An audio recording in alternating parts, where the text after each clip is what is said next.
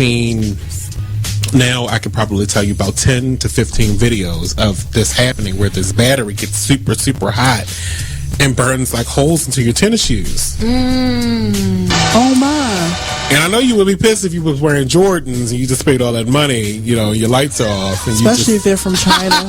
Your lights off. Check out the Talk Lately show every Tuesday nights from 7 p.m. to 8 p.m. right here on BeExposedRadio.com.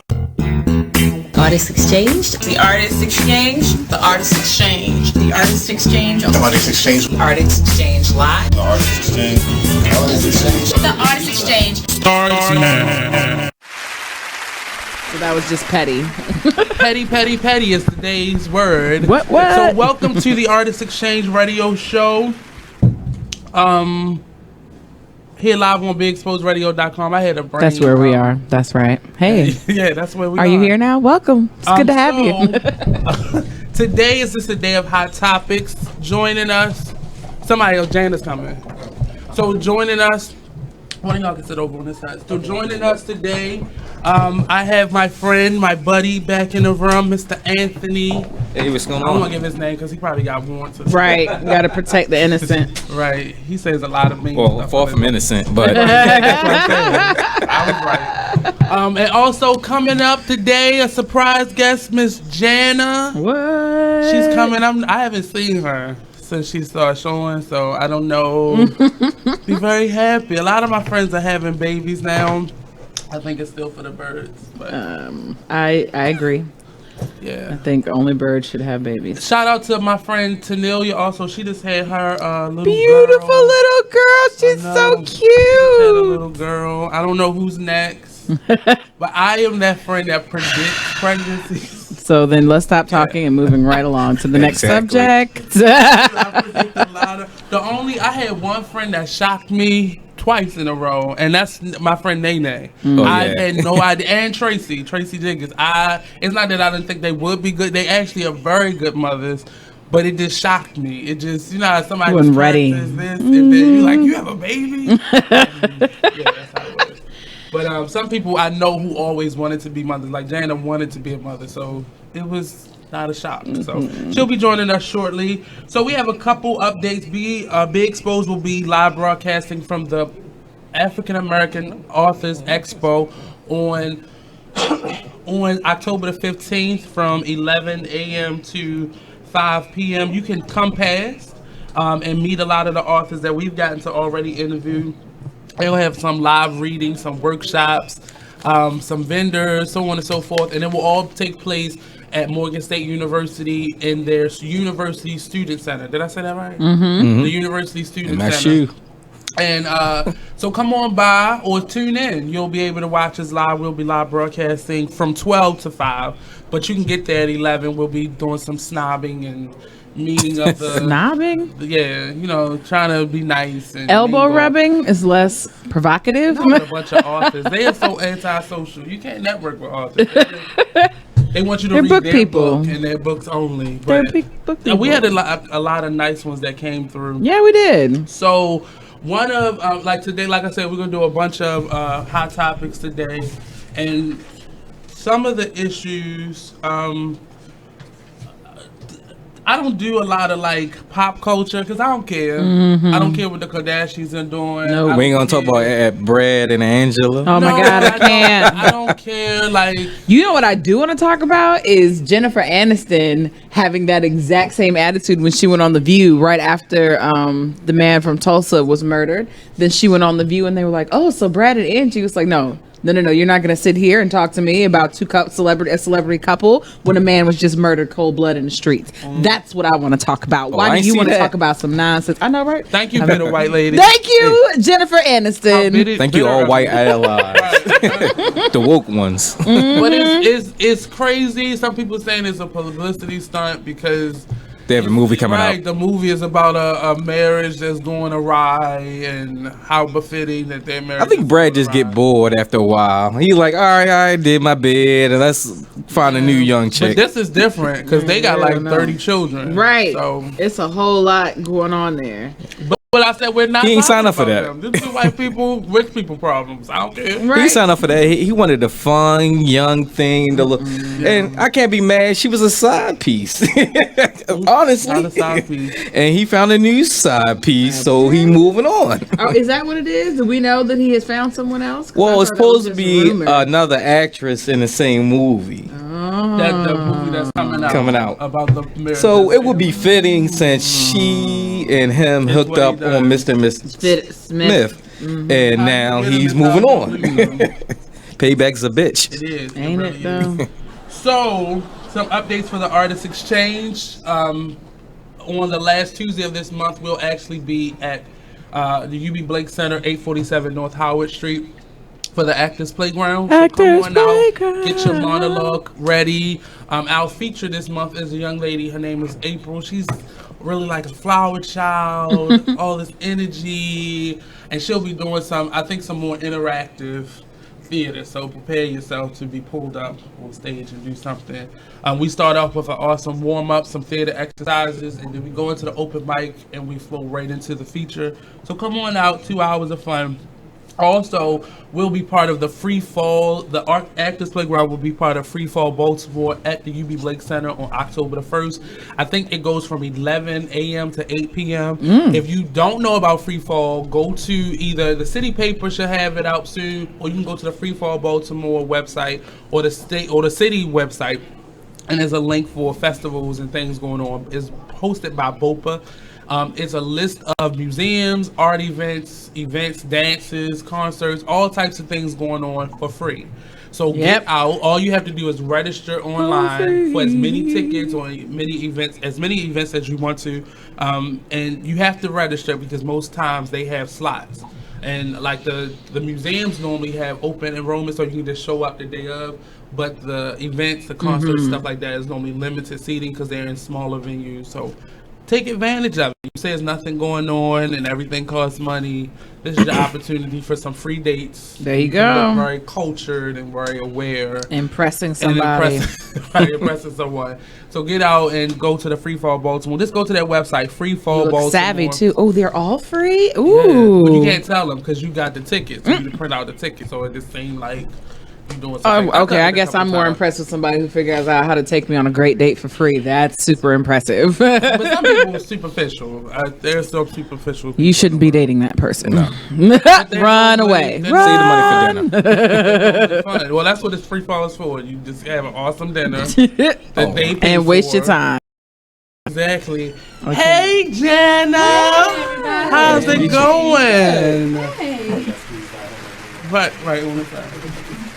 So Janna's in the building, but like I said again, Free Fall Baltimore. Go to their website, Baltimore Office of Promotion of the Arts, and get your free tickets. Also, if you haven't already gotten a ticket to the new African American Museum of History and Culture in DC, you're too late. It's not too late, but you'll eventually be able to get in there. They're now doing time tours for, I guess, the first couple months that they're opening, so everybody don't rush there at the same time, the same hour. But you just go to their website, and you have to register for a block of time. You can stay there as long as you want, but you have to come at that time. And I believe it's booked up until like the end of October. So it's the place to be. I think I squeezed like 8 tickets in the end of this month. So I'll post that. So if you want to go with me, then you can go. But that was Thank you. I got like the first week though. The first week I did it, and it was all the way up. And that was in August that they opened it up. I couldn't. I thought it was opening this weekend. Officially. No, when they opened up for tickets. Oh, When they okay. opened up for the time slots. I couldn't get anything until the end of this month, and that was last month when I got the registration. So they was booking up fast. They just had to open in this past weekend. So it said, I spoke to a couple people that went, and they said it was a really nice venue. So the Smithsonian has opened up a whole new building, not just a wing, for Black history. So we're going to take a quick break. We'll be right back here on the Artist Exchange Radio Show on BeExposedRadio.com.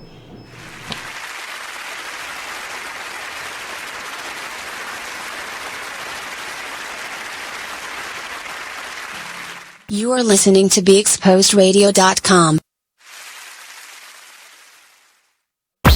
free stuff for you just for listening to this station.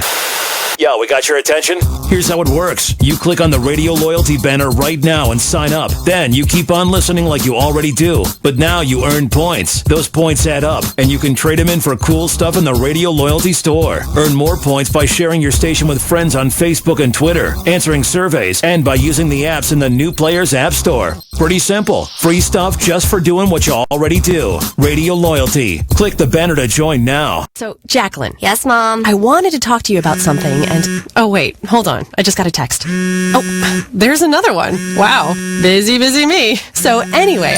Oh, wait, Mom. I just got a message. My friends keep commenting on my comment. Oh, there's another one. So many comments on my comment. Oh, I can't wait to watch TV tonight. Playoffs! Hey, guys, check out my new video game. Pew, pew. Wait, Mom, what? Huh? What?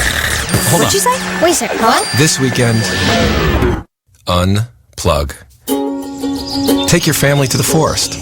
There's nothing in the world like experiencing nature firsthand. Trees, paths, bluebirds, streams. Getting closer to nature can get you closer to your family. To find the forest nearest you, go to discovertheforest.org. Brought to you by the U.S. Forest Service and the Ad Council. Are you thinking about getting your GED diploma? Well, here at the GED Pep Talk Center, we've got a number of pep talks that can motivate you. Sometimes things don't always turn out the way you want them to. You know that feeling? People look at you and don't believe in you. You want some gentle encouragement. Then you're on your way to your GED diploma and a better life. But I know they're probably just a little bit nervous. You can find it in yourself to take that first step. You can improve your future. You can do this. I know you can. You need to start pushing yourself. Now get your game face on and take the first step towards a better life. Hurry up! Don't make me repeat myself. Whatever level of motivation you need to get your GED diploma, we've got a pep talk that's right for you. Call 1-877-38-YOUR-GED or visit yourged.org for your pep talk and find free GED classes in your area. GED is a registered trademark of the American Council on Education, brought to you by Dollar General Literacy Foundation and the Ad Council. When you were a little kid and you thought about what you wanted to be, teaching was at the top of your list. But things changed. And as you got older, teaching didn't seem like the best option anymore. So you're thinking you'll be something else. But what would your 12-year-old self say? Now you want to be a doctor. You don't think teachers save lives? 25 at a time. An actress? Try playing a different role every time the bell rings. How about a scientist? Ever heard of physics? Chemistry? Who do you think teaches that? Teachers today are breaking down obstacles, finding innovative ways to instill old lessons, and taking learning far beyond the four walls of the classroom. It's time to recognize that great things are happening in teaching and put it back on your list. Don't try to convince yourself otherwise. You had it right the first time. Find out how you can make more at teach.org. Make more. Teach. Brought to you by Teach and the Ad Council.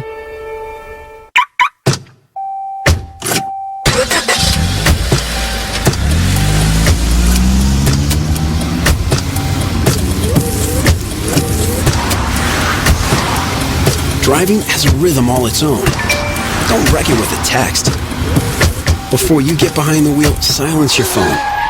Or better yet, designate a texter.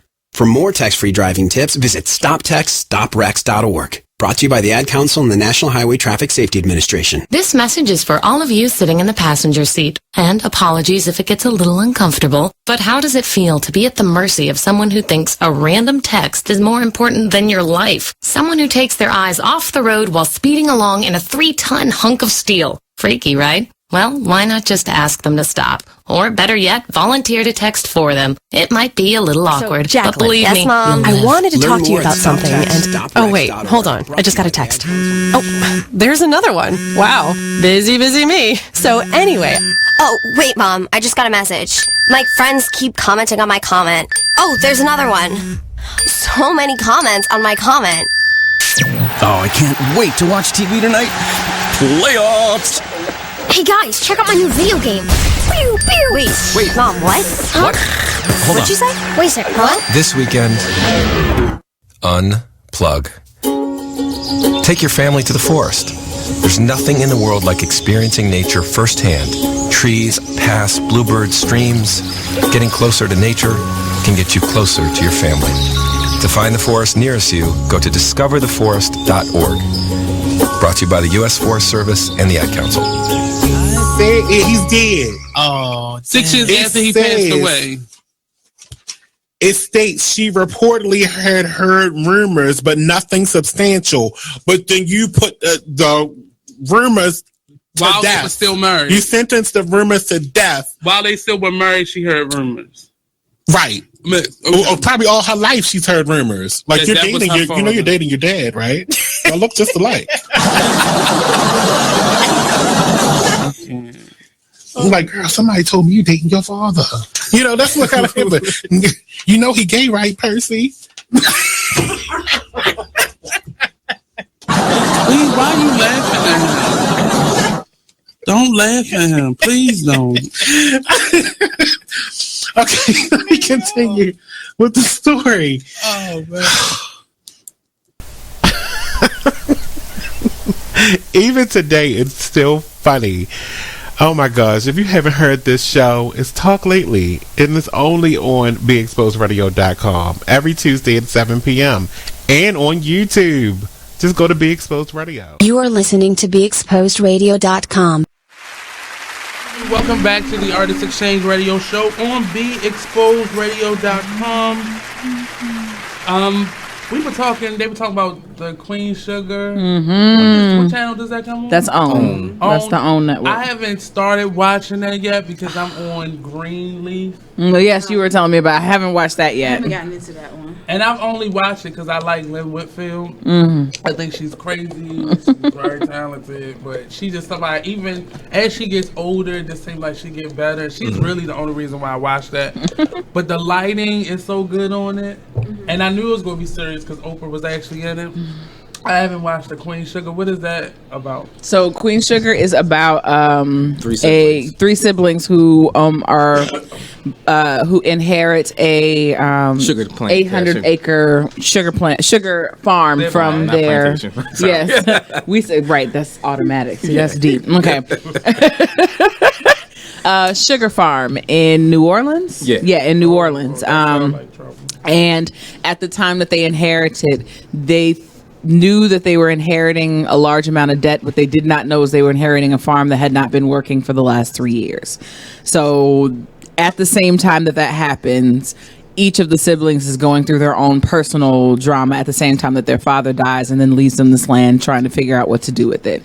So the oldest sister, Nova, is in a relationship with a married man, and she is she's a drug dealer and a voodoo priestess and a reporter.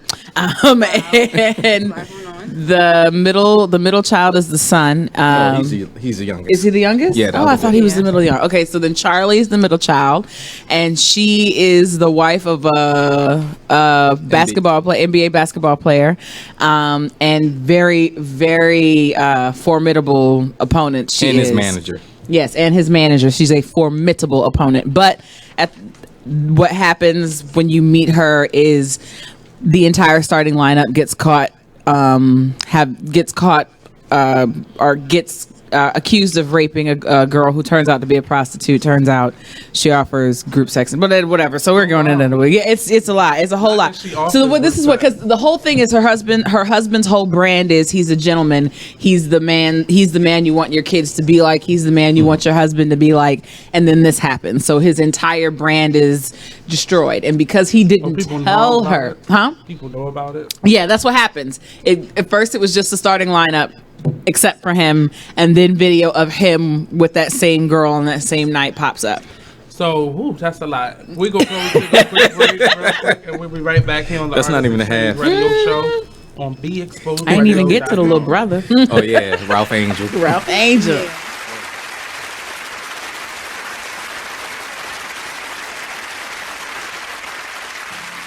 Only in the forest can you see this. And this. And this. But nothing beats the moment you see that. Cool! That That's your child's eyes opening up to a world of possibilities. I didn't know it could do that! Because one trip to the forest can spark a world of difference. There are some moments only the forest can inspire.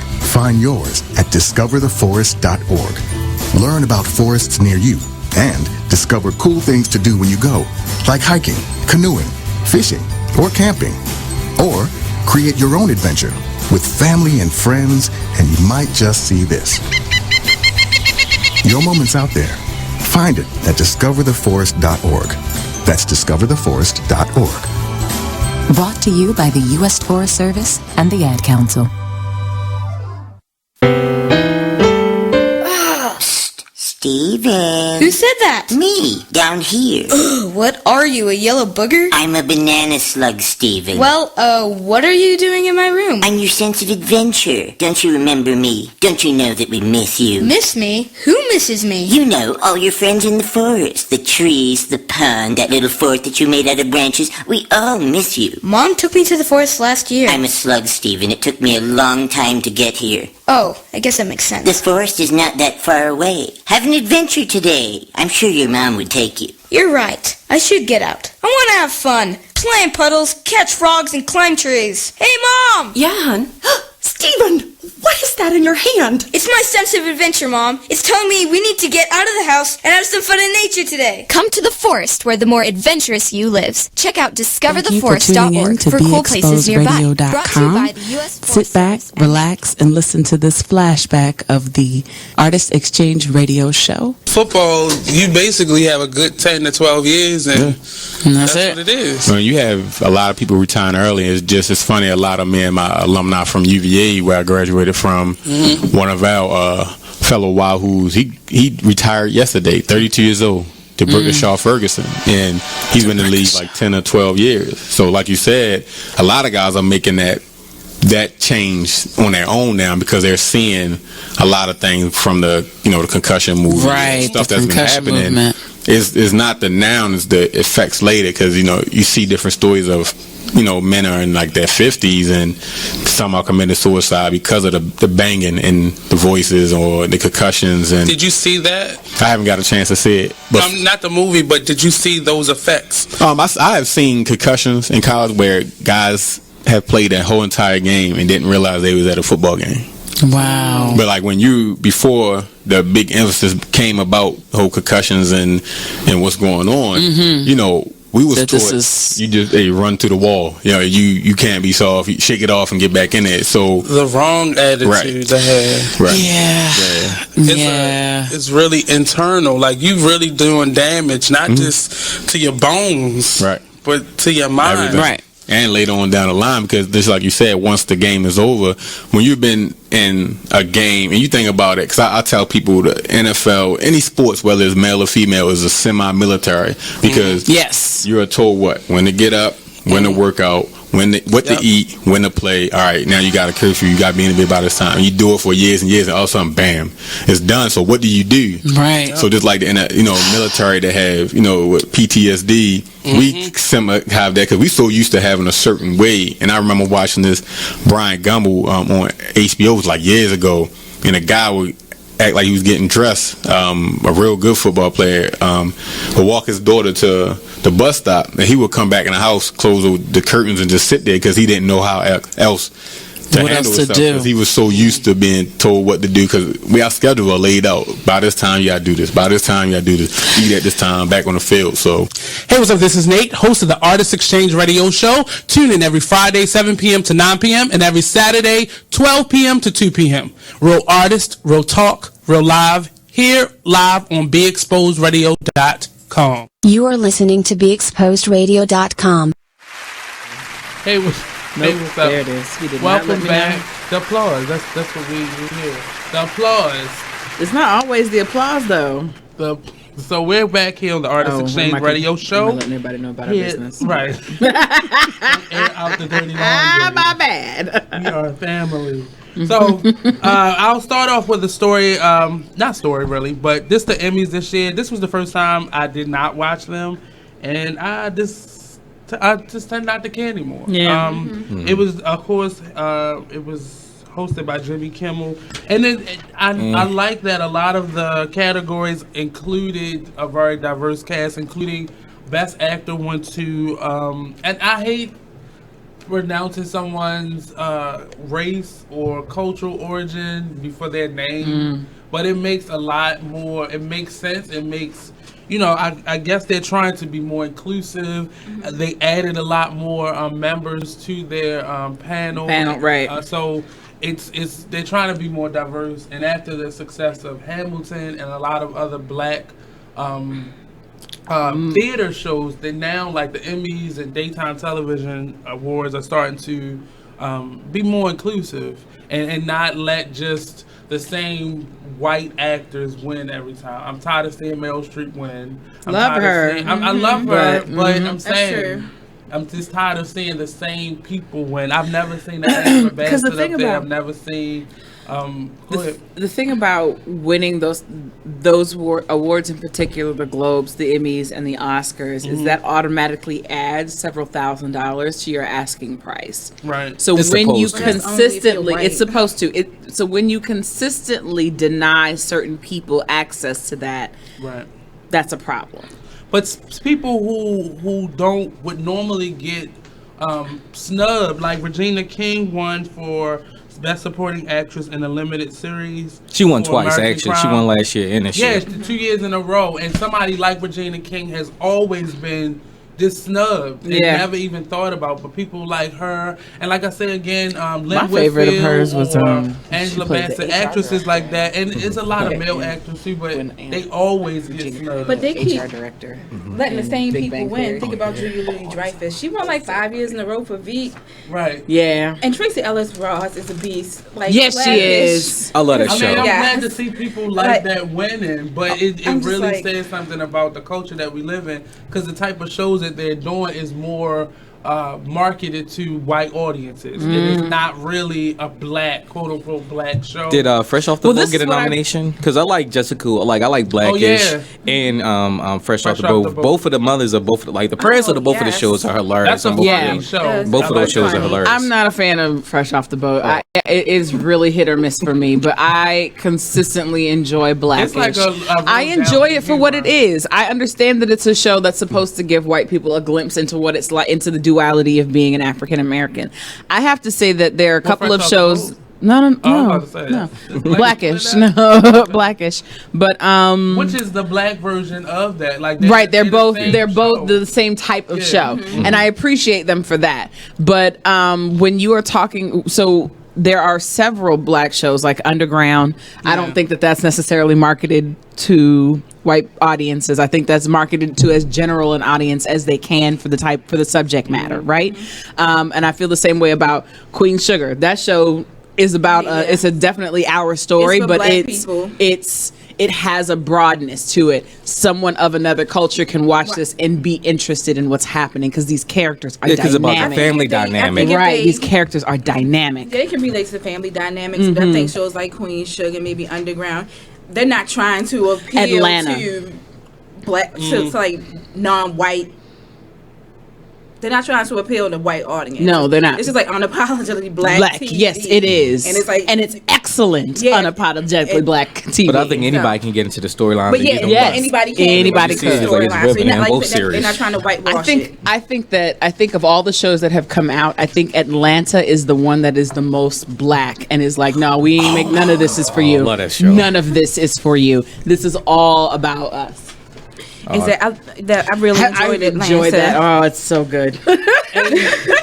If you haven't seen it, recommend it highly. Watch it twice. So born over, NBC has started this tradition of the live theatrical performances. The next one up is Hairspray. They're actually doing it here in Baltimore. Oh, I didn't know they were doing it here. At the I knew they did some auditions here, but I didn't know that they were doing it here. Oh, that's awesome. So the cast is hit or miss. People you may know.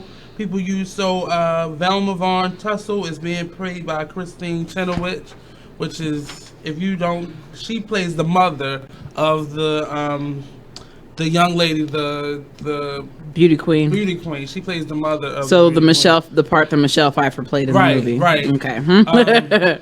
And that's crazy. We always go to the movie, but there was an original. It was originally movie. played. Right. We all know that. We know that. That's fine. Ariana Grande is playing Penny Pingleton. That's the best friend of Tracy Turnblank. She's playing in it. Isn't she mixed? I mean, biracial. I'm gonna see mixed. Well, she's racially ambiguous enough that they could probably pass her as a white girl. Oh, okay. And I think it would be interesting to add that element to the show because I've never seen a show that had an element of someone who was passed. But remember, that's the character that was dating the black guy. His mother was a bigot. Relationship, right? And I can't wait to see what the rest of her family looks like. That's what I'm kind of curious about. Like, is the dad going to show up in this one? Right. I'm curious. That's a very interesting questions. Into the race of the actual character, the person, right? Race versus the race of the character that she's playing. And people will probably have something to say about always. That too. Sean Hayes. I don't remember who Mr. Pinky is. I think that was the store owner or something. I don't remember who that. Motormouth Maybell, played by Jennifer Hudson. They couldn't get Queen Latifah. Well, she did the movie, and she just did the Wiz. They couldn't cast her again. She just played the Wiz. No, they can't. They can't. They have to give other people a chance. But I would have someone done a little something older. like they went. I would have gone with somebody else though. Not Jennifer's not seasoned enough. But not even that. I think someone older because she's that's a significant age so difference between her and the rest of the Queen cast. Latifah didn't look appropriate for it. It just I would have did somebody who one of our old legends. Maybe they were going with maybe they're going with the idea of maybe they're going with the idea of I would have gone with a Gladys Knight. That's a good idea. It made more sense, but it's maybe they wanted her to be a teen mom this time. I don't know. I'm thinking. She's a young I'm about right. Wow, because she's supposed to be the mom of the black boy who dates the white girl, right? Yeah. Okay. Right. Right. But they gonna be about the same age. Right. So she gotta be a teen mom. That's how they gotta sell it. I don't know. Rosie O'Donnell is playing the health teacher.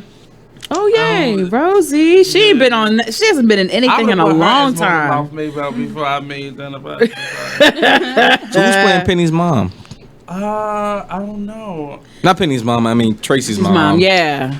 I think Harvey Fierstein. Okay, I can see that. Yeah, I can see that Harvey Feinstein is the But I like that this character will always be played by a man. Yeah, always. So something in my stomach. Because iconic for Divine. Right. You know. So he's playing, which is going to be a little off because he has a graggly, kind of very graggly, harsh voice. Hello, my name is Jessica. I actually like. But I like him as an actor. He's funny. From the, not the first one, but the sequel. Not the sequel, but the part 2 of it, or the what you mean? The updated version movie. Oh, John Travolta played. Yeah, John Travolta. I ain't like that version. Because he looked real. It was kind of creepy. Yeah, like he was really. I enjoyed. It made him look less like a drag queen and more like John. No, not John Voight. It's John Voight who played his husband. Who played the husband? Not John Voight. What's his name? In the original. The guy from, no. In the one guy from Seinfeld. No, that was the original. That's the original. That's the original. I don't remember who played the husband. Yeah, I think it was John Voight. I think I'm almost 100% positive. Yeah, Angelina's daddy. Was it him? No. It wasn't him. It's the other one. The one that was in Envy with Jack Black and Ben Stiller, and he was Ping Pong. From the ancient tradition of ping pong. Oh, I know you're talking about. I can't think of the actor's name. They have his name on it, but I can't see. But this is the guy that's playing Mr. Martin Short. Martin Short. Yeah. Oh, Martin Short. Martin Short is playing the father now. I'm gonna watch it. I just like. I'm definitely gonna watch it. This new live theater aspect of it. I really do too. The Wiz was the best one they had so far, though. It was. I hope this will be really good because I really like Hairspray. The original movie Hairspray, not the second one. I think it's gonna be based off the second one because I don't think they're gonna get as political. on NBC. Because NBC tries very hard to stay middle of the road. Right. I think them choosing to do that one is they're saying, hey, we're acknowledging there's a conversation. The language of it. Right. So is this? But I think it's going to be like breezed. It's going to be very, very, very light. I want to see blood and gore. I want to see that, but that's not going to happen. So last story of this segment, Michelle A. is. I don't know if she wrote her own story, but it was based off her book that she wrote, and she is doing a biopic of her life. And we were talking earlier about her being snubbed out of the NWA movie, and I think this is a good decision for her to be able to write her own story, because she has a really mental health, domestic violence, a lot of it. I don't think she's gonna skate over it, because they actually show the audition process of this on Hollywood Divas. I don't know why. I guess they all that show was on TV. Right. Khloe Kardashian's friend was trying to go up for her role, and I was like, Michelle A., please be smarter than that. Yeah, don't do and that. she's not, and I can't remember But she said that she couldn't sing. She was in Atlanta. Her and her twin sister were in a movie Atlanta. Right, yeah. T.I. movie. Yeah. I can't think of her name either, but they're But twins. don't nobody know she hasn't done anything else. Don't nobody know who she is. I think she's in the current series now, but it's like on one of those ABC family the girl channels. who played Nunu? No, not Nunu. That's that's one in London you're talking She's the about. only she's the only person I remember from that movie. Her and T.I. and what's your father's brother? Tasha Smith played their mother, the one that came and joked about at the end of the movie and told them to get their asses Okay, when home. I say the Diana Ross's son, T.I. and London, they're the only ones I remember. I don't even remember who played her dad, and I know that was somebody who was famous. David. Yeah. Okay. See, he's in Greenleaf. That's one reason I haven't watched it yet, but I'm going to watch it because I like him, because he plays ain't shit niggas in everything he does. He's the pastor of the church. He's the pastor of the church. Him and who's the other actor? I was listening to this podcast. They were talking about Delroy Lindo. They both play characters who were just terrible. Terrible. Well, he doesn't always play. He does a really good job of playing those characters, so he gets cast up. But because he's kind of like the tragic hero in this one. He's very funny. Yeah, he's been in some hilarious roles. Like part of his David. role. Yeah. Yeah, he did a voiceover in Archer. That was really funny. He was in there was a TV show that was short-lived called Company D.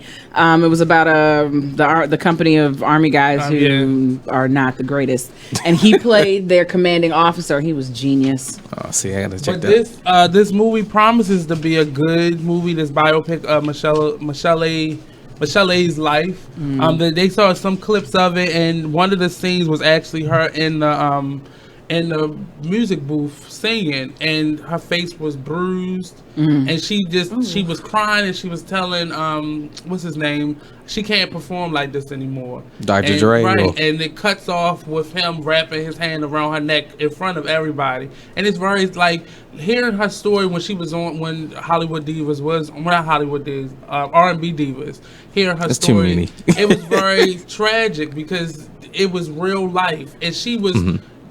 You saw her melt down in the series of that reality show because she was being real aloof, and of course they made it really dramatic and they were really disrespectful because they were making jokes about her having these two strenuous relationships with Suge Knight and Dr. Dre, and she was making excuses for Suge Knight. Well, he never hit me. He was just verbally abusive, and it was just, she was making a lot of excuses. So I would love to see how the movie unfolds on Lifetime. Lifetime does not have a good track record of good movies, but the story, I listen for the story.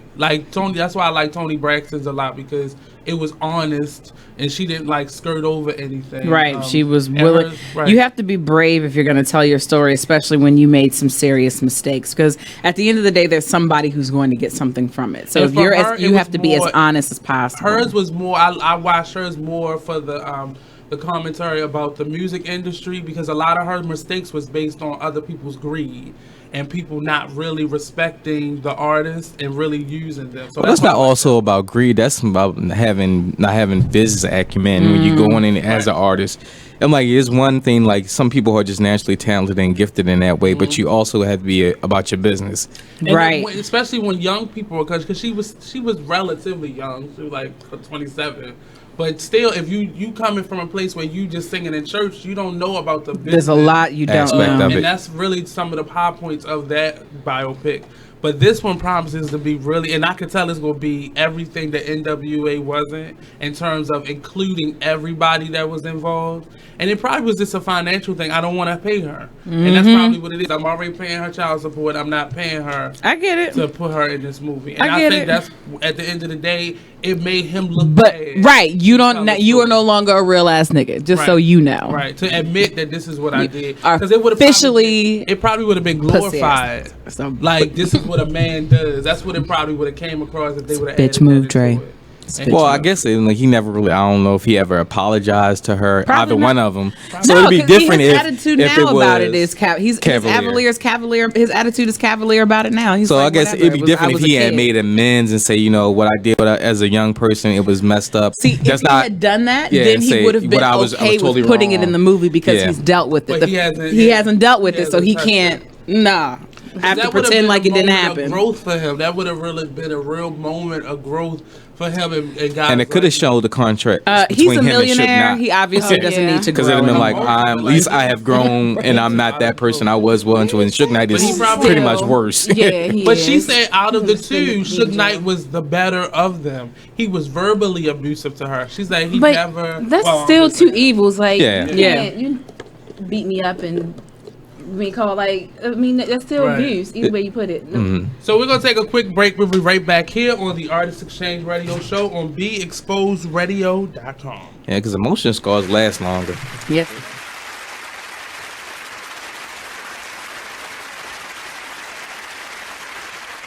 Okay, so just type the job website address here. That's it. Then you enter what job you're looking for there. Electrician. This is Peter. Recently, he got help going on the internet for the first time to look for a new job. Okay, then you just hit search and... In the past, Peter's gotten work through people he knew, but he heard there were more jobs online. There we go. These are all for me? Uh-huh. Really? He had no idea just how many. I can't believe it. This one looks good. Peter is thinking the internet might be for him after all. And this is just one website. Wow. Why didn't I do this sooner? See what the internet can help you do at everyoneon.org or call 1-855-387-9166 to find a free training class near you. Brought to you by Connect to Compete and the Ad Council. When you were a little kid and you thought about what you wanted to be, teaching was at the top of your list. But things changed. And as you got older, teaching didn't seem like the best option anymore. So you're thinking you'll be something else. But what would your 12-year-old self say? Now you want to be a doctor. You don't think teachers save lives? 25 at a time. An actress? Try playing a different role every time the bell rings. How about a scientist? Ever heard of physics? Chemistry? Who do you think teaches that? Teachers today are breaking down obstacles, finding innovative ways to instill old lessons, and taking learning far beyond the four walls of the classroom. It's time to recognize that great things are happening in teaching and put it back on your list. Don't try to convince yourself otherwise. You had it right the first time. Find out how you can make more at teach.org. Make more. Teach. Brought to you by Teach and the Ad Council.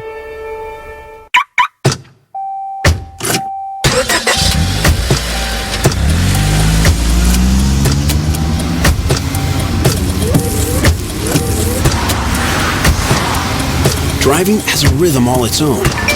Don't wreck it with a text. Before you get behind the wheel, silence your phone. Or better yet, designate a texter.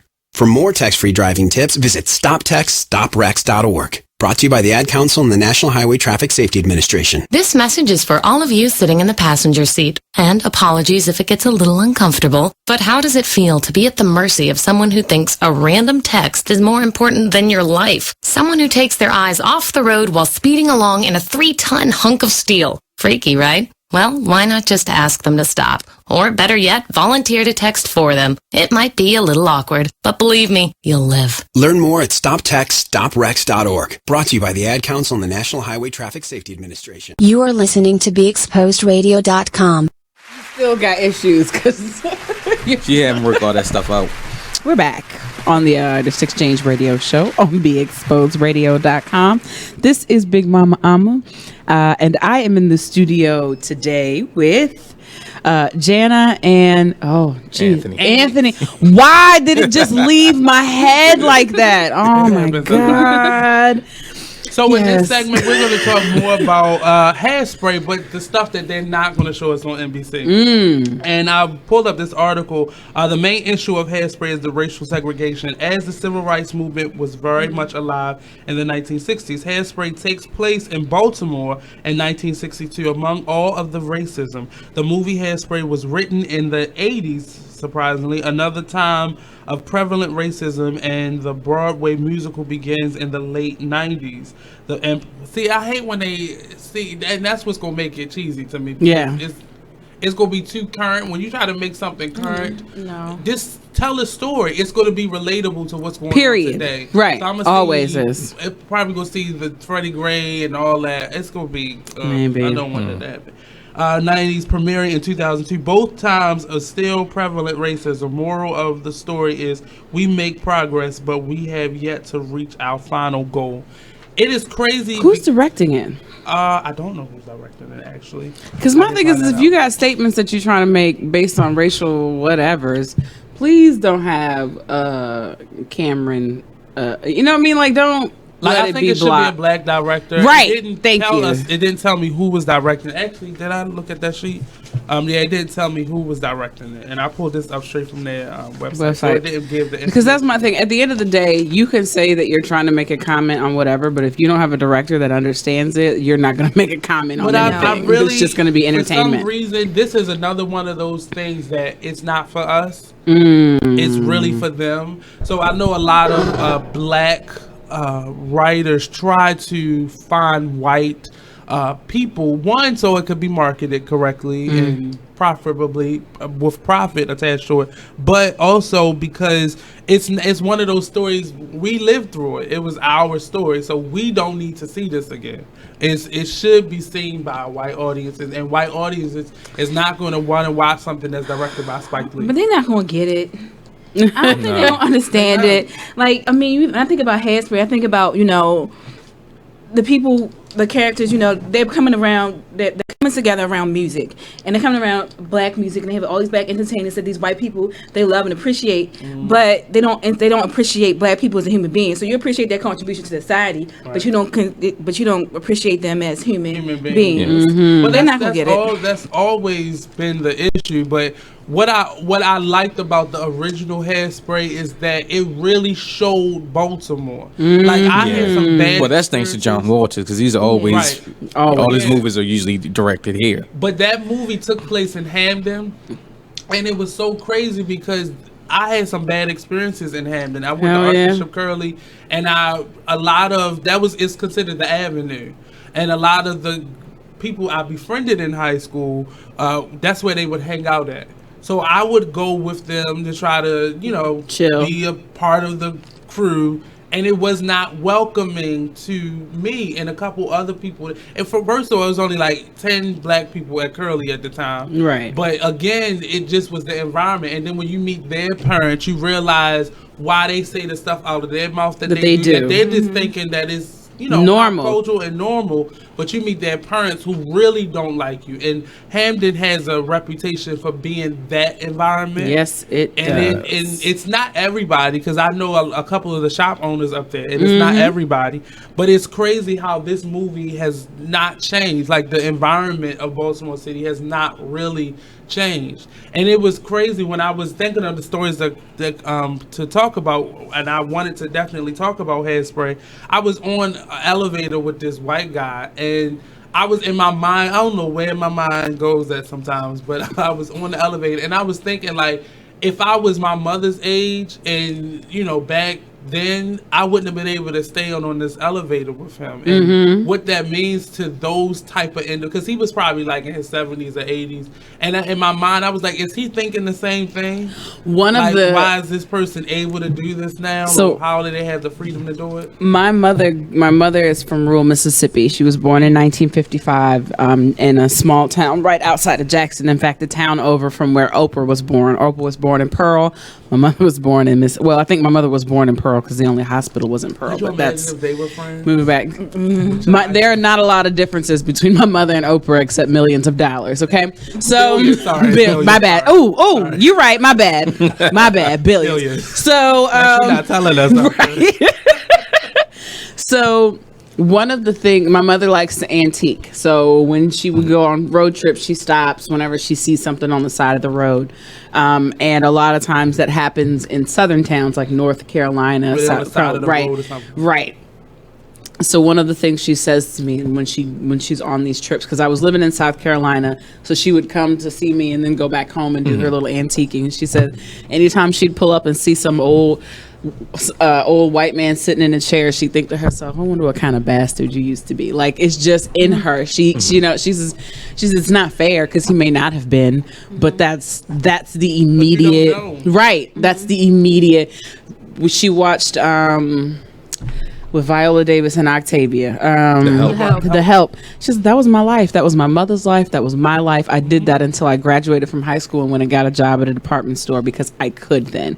My mother never could. She always worked for white people in their houses. She said, that movie had a very, very narrow, very small, slim story that they told, because the broader story is the stories that were actually told when she says, well, she left me in her will to her daughter like I'm her slave. I'm not. I just come and clean your house up. I can work for whoever I want to. Because that was right. That's right. It never changed. It still hasn't changed. You know, there's still some white folks who my grandmother ride past and they'd be like, oh, hey, Dorothy. And it's this whole shifted. And I'm like, wait a minute now. I feel some kind of way.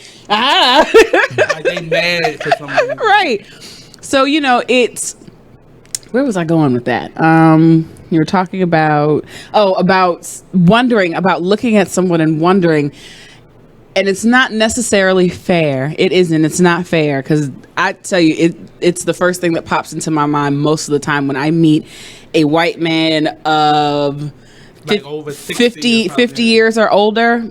I'm automatically on edge. It's just the way I'm built. But they were children at that time. Right. So they would have been kids, which you're hoping that they grew up in the love in the 60s and the peace and love, but not everybody did, because we know that because there are little kids that our children now deal with that got hate in them. And you're like, where did that even come from? Like, never left people. So we're going to take a quick break. We'll be right back here on the Artist Exchange Radio Show on BeExposedRadio.com.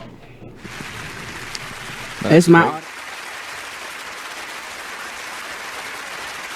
Style Lounge. For a personalized fashion experience, the Style Lounge is where you should be.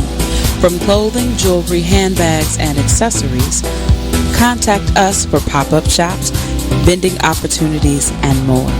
Let us help you enhance your style. Let's discover your inner fashion ego. We are available for on-site and off-site consultations. For your appointment, call 443-248-8879. 15% off with business card. Hi, I'm LeVar Burton, and I'm proud to be a book person. How do I choose a book? Sometimes it's the cover, sometimes it's the title. I guess I'm pretty visual. If a book's really impressing me and the writing is really good, I will peek and see what the last paragraph is, because the endings of books should rock you. I am a book person, and if you're a book person too, read to a child and spark a lifetime of ambition. Join me at bookpeopleunite.org, because reading is fundamental. A public service announcement brought to you by Reading is Fundamental, Library of Congress, and the Ad Council. Green light. Hey girl, school zone. I'm getting hungry. Car changing lanes. You want to meet me for pizza? Stop sign. Intersection clear. Yeah, street. Pizza sounds good. Ballin Street? Girlin Street! It's hard to concentrate on two things at once, like texting and driving. Stop the text, stop the wrecks. How will you stop texting and driving? Tell us at stoptextstopwrecks.org. Brought to you by the National Highway Traffic Safety Administration and the Ad Council. You are listening to BeExposedRadio.com. Like being a teenager, I had no idea that was even a part of it. I just didn't think that we still had that issue. Oh, I know I do. Yeah. I have to. It's actually being with Kenyon that makes me even more aware of it, because there was a time where I was only mildly. He's ambiguous, right? He's racially ambiguous, so he was treated differently. So when there are things I'll say out of my mouth, and he's like, "Whoa." Okay, let's talk about that and figure out where that's coming from. Because that's not his reality. It's not, and it's one of the reasons why I appreciate having him in my life, because he brings me back to the middle. Because I jump quick, but it's a thing that I deal with constantly. I'm always trying to be aware of what my mind is assuming when dealing with someone of mostly just white people. I'm sorry. Well, now other races are now being taught to feel hate the us. same way. Because you feel the same way you go into the hair store and it's, what are you? And you got someone following you around. Yeah, it's pretty like, much. a little Korean woman. Well, just like that, it was I wasn't sure if it was China or Japan. They had this commercial about the guy who got washed. Yeah, it was a black guy with a Asian woman, and she puts him into a wash machine, and he comes out as an Asian man. Oh wow! Yeah, and so it's like these images are translated all around the world, but you think about it, it's been happening for generations. So that's why a lot of people, when they immigrate to America, they have those attitudes about black people. I wouldn't have been able to live there. I would have blew some shit up. I'm just saying that would have made me so. And the problem that I had in high school was stuff like that. It did not translate or compute like Kenyon, and I know Kenyon personally, so I know he's not a bad person. Yeah. So it's not in his experience, but that's how I had to begin to look at the young men that I went to school with. Like I knew the difference between what they felt and what their parents felt. And it was in high school, I was in a theater program, and they had this tradition of the weekend of the play, we all spent the night over somebody's house. And I went to the first night, that Friday night, we go to the house, and the mother looks at me, and the first thing she asked me, like, did you talk to your parents? Are they picking you up tonight? And I was like, well, I thought we were all spending the night here. She said, and then it dawned on you. Right, it dawned, exactly. So it sounded strange coming into the door, so it felt like I wasn't wanted. So I was like, I didn't really want to be there. Now I don't want to come. Right, now I don't want to be here. Right. But her husband had already talked to my mother. So like my mother had went out of town. Because your mom was on it. She had already asked her questions. She already knew what was up. So it was strange to me. Why would you ask me that? She's like, so then she brought down a sleeping bag. She's like, because I just figured you wouldn't have one. I was like, I actually do have a sleeping bag. Right. Mm-hmm. And it was this one thing after another. I'm telling you, felt like that boy's dad jumped the gun. He knew who his wife was. He hopped up in that quick and talked to your mom and smoothed it over and was like, whatever happens, we just... Because he was really accommodating, but the husband was overly nice. Right. And the wife was real, like, she kept coming downstairs and she kept asking me, was I okay? Did I need anything? And like there was sex going on the other side of the room. I'm not lying. It was like dry humping, and she never went on the other side of the basement. You were the only one that she was concerned about. And I was only around other black people up until that point. I had white teachers up until that point. Right. It had never been. This was the most white experience I've ever had. And it was horrible to be my first experience like that, and I never thought it was. I was like, this is not happening. I went to predominantly white schools for my first couple of years because they were Christian schools, so that's kind of the default, right? And I was very young. I was 8 years old when I moved into public school, so I don't think if there was anything like that happened, it went above our heads. We were still too young. Oh. But at 8 is when most people come into a great deal of awareness about self and the world, right? You're 7 is kind of that magical number. After 7, you are no longer a child. You are now moving into preteen, right? So at 8 years old, I went from Christian schools with mostly white classmates. I was the only black kid I hung around to an inner city school. I had never seen anybody roll their neck. I had never been I was in culture shock. Void of black Right. history. I was in literal culture I was like, what? All I did was walk into this classroom. Why am I being cussed out? Like, cussed out by an 8-year-old. Like, she was a grown woman and I am a child. Like, I was so, and then my teacher was burnt out. So whatever. This is how they treat each other, right? This is how they treat each other. So there was no intervention. There was no. So I'm just, what's happening to me? What is this world I'm now in? So that was the beginning. I personally believe that was the real beginning of my acting career, because I had to assimilate quickly and I had to learn how to navigate, because I was in this school. I wasn't going anywhere and I was going to have to survive. And I had been a really great student up until then. But from that point forward, for me, school was about personal survival. It was not about academic excellence anymore. I'm kind of transfer the conversation a little bit. It's still racial issues, but now within our community, because with a lot of the stuff going on right now, a lot of the police shootings and us shooting each other, just this stuff going on in our community. I was sent a clip of Don King speaking at a church. And I closed my eyes and saying it because I could see him standing up there. So, of course, he's a Trump supporter. And he did this thing of what he told Michael Jackson when he first met him, that if you a dancer, you're going to be a dancing Negro. And he slipped and said nigger in this little short 1 minute speech that he was talking. And it was shameful to me, because it's one thing if you want to pick Trump because you think he's going to be a great businessman for this country. I don't see how he's been in bankruptcy several times. Endorsement. I think Don King was the only black person notoriety that Donald Trump could get to endorse him. No, not really. Mike Tyson wanted to speak at the RNC, but the RNC wouldn't let him.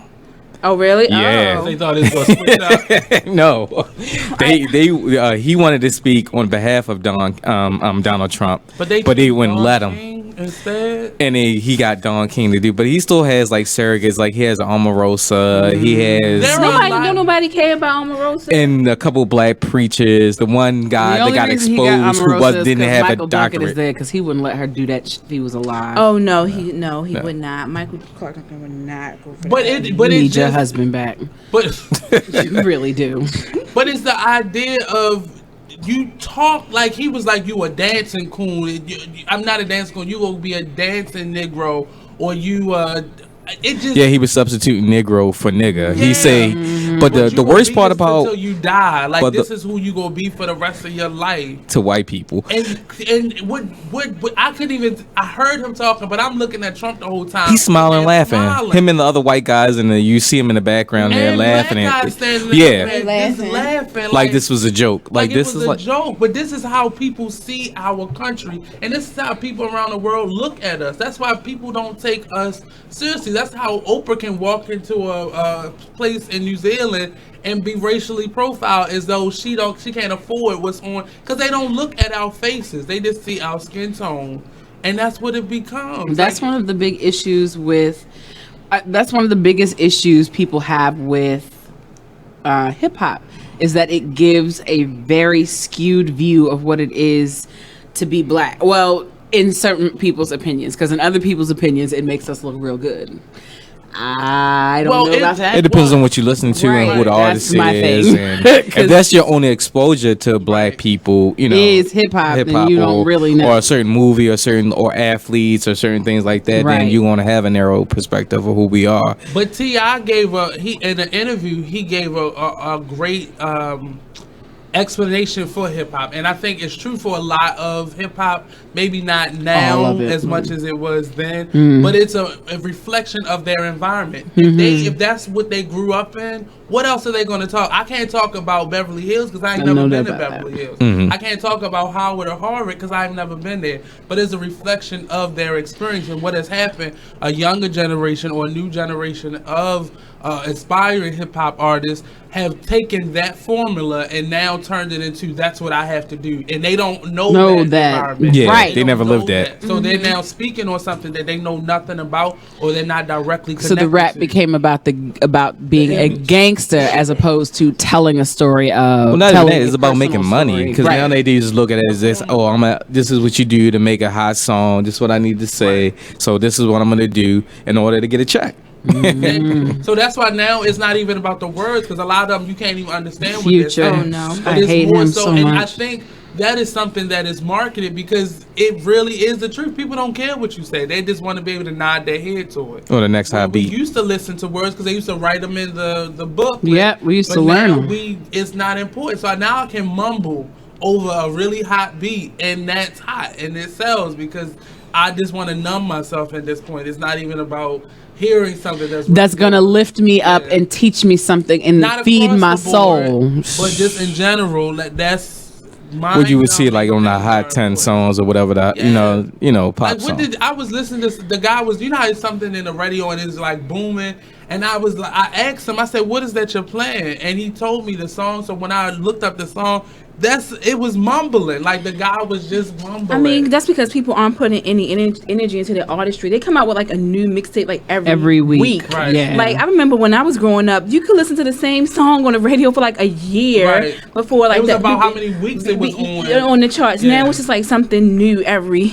week, and that's because everybody's going for ringtone money. Exactly, and it's like if you're putting out stuff so fast, you're not putting out a quality product because you're not living life. You don't have any experience. Exactly, it's just crazy nowadays. Because basically, all you're going to talk about is going to the club or who you slept with, or you talking about who girl you stole, or how the girl you was with but you was cheating on ain't nothing. I'm like, really? But come on now. I will forever be a 90s R&B individual myself. That's what I'm stuck in, and a little bit of like the oldest thing is like Patty. Like that's me. I stopped going to the club because that's what was played, and I wasn't enjoying myself. Right. Because it just sounded like something that was meant to numb me and not really like have fun. I can't. I'm sorry.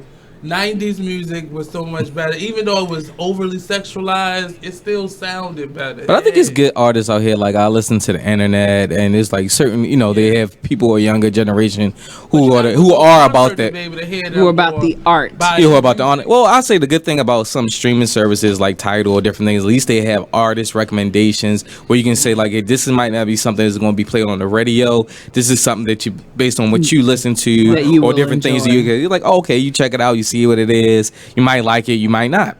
So I think that's sort of certain things. Like we don't have to be stuck with the same type of music that is just kind of saturated in one area for us just to make money. We have it at our fingertips now. Like everybody has a smartphone. You can go out and look for music, like world music across every genre, any square inch of this planet. But Pandora is one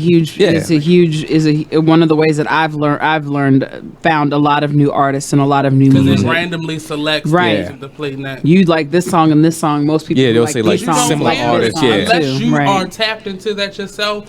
I'm not gonna hear it on the major stations or on across on TV or stuff like that because they you have to go to a concert. I remember my friend took me to a concert at Dr. Power Plant, the Ramshead, and it was what's the is a famous like pastor. His son is now like a singer. I'm crazy for not even knowing his name, but I would never have known him had I not gone to that venue to see him. And it was like, wow, when did he start making music? And he's like the comparable to like a John Legend, and you wouldn't even have known who he was had you not bought a ticket to go see him because he's not being played on regular radio music or anything. So we have to take another break, pay some more bills, but give us a call 410-702-5657. Join in the conversation or go to beexposedradio.com. Share us, like us with all your friends. Join our Facebook group at The Artist Exchange. and Be Exposed Radio's fan page. So we'll be right back after this quick break here live on the Artist Exchange Radio Show on BeExposedRadio.com. This ain't no video.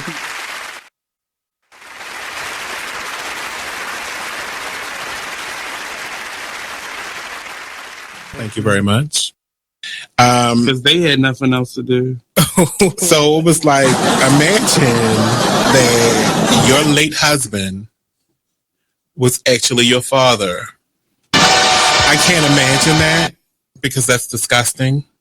Very much so. And then I would have to clean my basement because that's where my actual father resides right now. So, okay. The 60-year-old woman learned the truth about her husband, Percy, 6 years after he passed away. Not Percy, though. Percy doesn't sound like that name. Percy just sounds like a feminine boy. Really? Yeah. But nobody told you at no point. Sound like, Like Percy. Look at Percy over there with his purse. His name first. Percy always switching. And you just keep laughing at him. That's a joke. What do you call it? What's the gay boy's name? Percy. Percy. What are you doing, Percy? I don't even know what to say about this one. And I'm the one that said it. Oh my gosh, we're here every Tuesday at 7 p.m. The conversations can get deep. They can get out of this world. But we do them.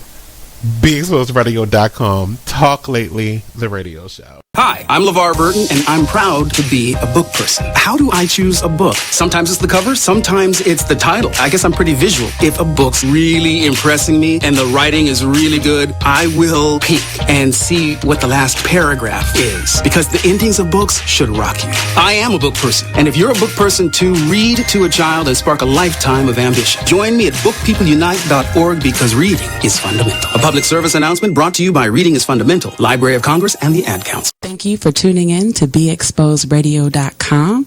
Sit back, relax, and listen to this flashback of the Artist Exchange Radio Show. What does hustle hard mean to you? What does that signify in your life? That's a lifestyle for me. You know what I mean? Like, true story. I was born into a family in a community of hustlers. Now let's get focused right quick, because when people hear the word hustler, they confuse it with con artists or something negative. So they like to call people entrepreneurs, right? But the definition, and I'm paraphrasing, but the definition of hustle is forced movement or to be hurried, right? But we're not talking about just pushing other people. Sometimes you got to push yourself, and that what makes you a hustler. True story. So the thing about it is, like, when it comes to hustling, listen, quick story. I used to go buy juleps a lot, right? And my grandmother used to make me clean the yard, shovel snow, do things like that to go get a julep.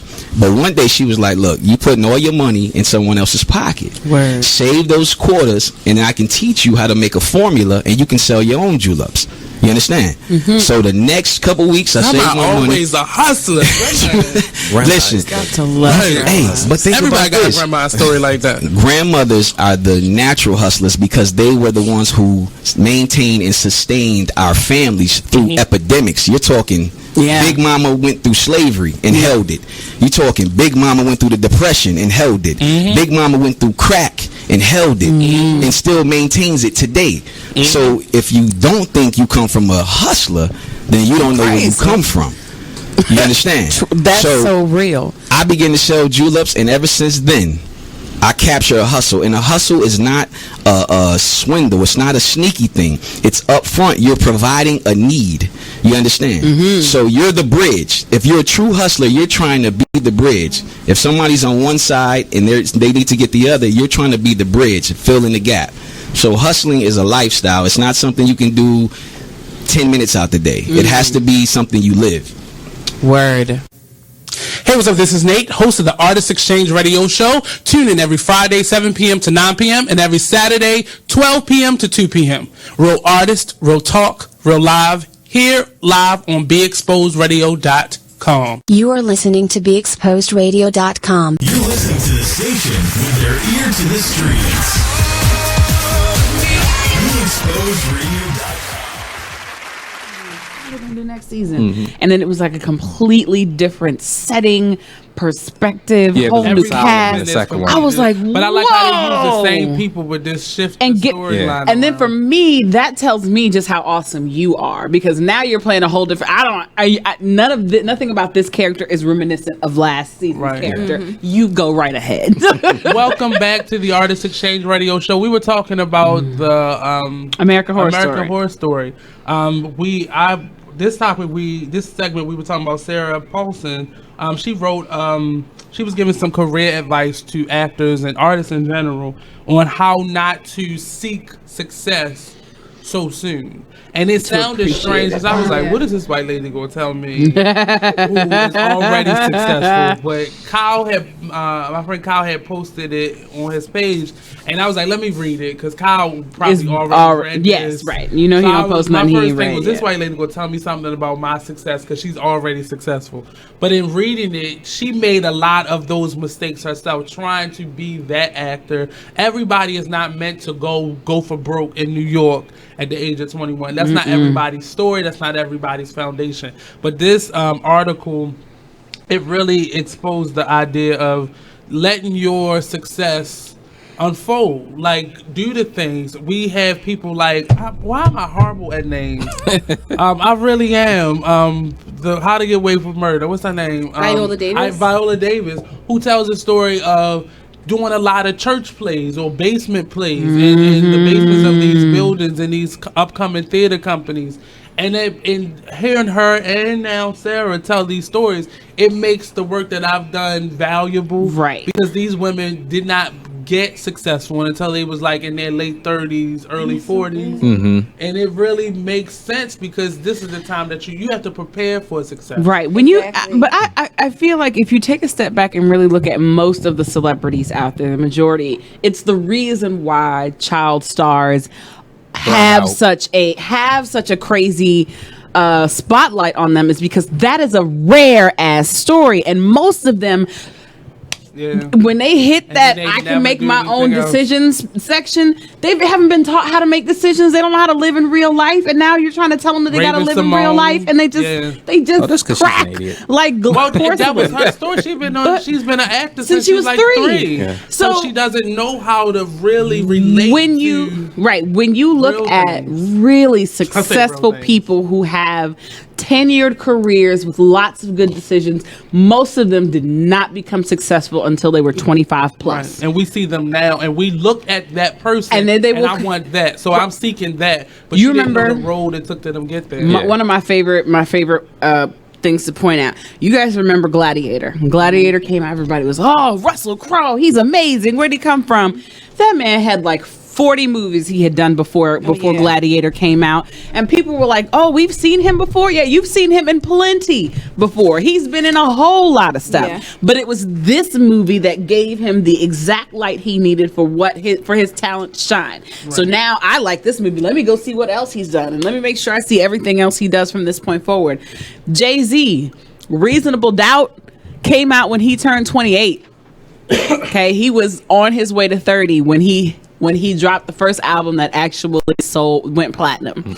And then since then, he's just been on it. He figured out his formula, and he has worked that algorithm to death. What do you think about Samuel Jackson too, an actor who is like does small plays and different things like that, but his longevity is like sometimes it's better to have slow burn rather than going in and just you burn out immediately like you hit a day gone tomorrow because people got tired of you.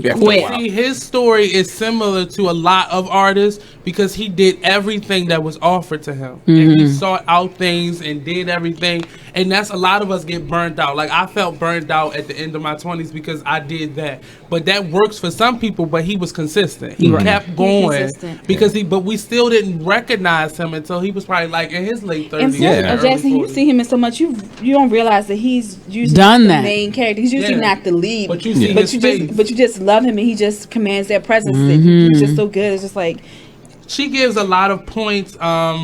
Like we were talking about Julia Roberts. She says, take the road that doesn't lead to Julia Roberts. There was a time when I believed if I was going to be successful, it was going to look like a particular thing. And that particular thing was Julia Roberts. I was young and wanted to be an actress, and success meant being an enormous mega movie star. It had to look like the trajectory of the actors around me, I thought, I want to do what they do. And that blinded me to being things I could be. I was so busy wanting to be Julia Roberts that it never occurred to me that my career could be something else. And that could be equally rich, and the most important thing, it would be mine and whatever it takes. She also talks about taking naps. That's the best success. Yes. I'm all for that. Good advice, because you're an expert in you. You're not an expert in being Julia Roberts. Amen. And you're following someone else's road that's going to leave you in failure because you are trying to imitate someone else's life instead of living yours authentically. You don't really know what it took for them to be that person. And who knows? Julia Roberts might want to be her. She was like, I want to be like, I don't get those. She might like, I get these type of roles, but I don't get that particular type of role. Right. So even if you get that megastar, it's like, okay, you can only do these particular parts. I'm a real big fan of the Actors Studio, and you hear those stories. Will Smith talks about not really wanting to be like, his next move isn't always trying to be the best thing, because then his next move has to top that move. And sometimes if you just do what comes out you naturally, it'll be big or it might be a flop. But you gotta just do those things. Will Smith said that because I always see him like playing a lead role of being a superstar. Like when I haven't seen Suicide Squad. You don't want to. They're not box office success, but he's always the lead. When I saw him doing when I see him doing Suicide Squad, I was surprised to see him be a part of an ensemble cast. But see, like he did not do was not Training Day, the other movie. Independence Day was an ensemble cast. He didn't do the sequel to Independence. No, he didn't. So he turned down that would have been an automatic check. But he decided to do Suicide Squad. But I think the time difference between the original, Independence Day and this one is so long. It's kind of hard People to don't even know it. Yeah, it's like it's not, and it was an okay movie at the time, but it's not one of those movies I would say I'm gonna go back and watch. But that shows that he's not chasing the paycheck anymore, and it's real like what I need to do. But we're gonna take another quick break. We'll be back with a controversial story because we got two dreadlocked individuals. So we'll be right back here on the Artist Exchange Radio Show on BeExposedRadio.com. Like, who we need to cut?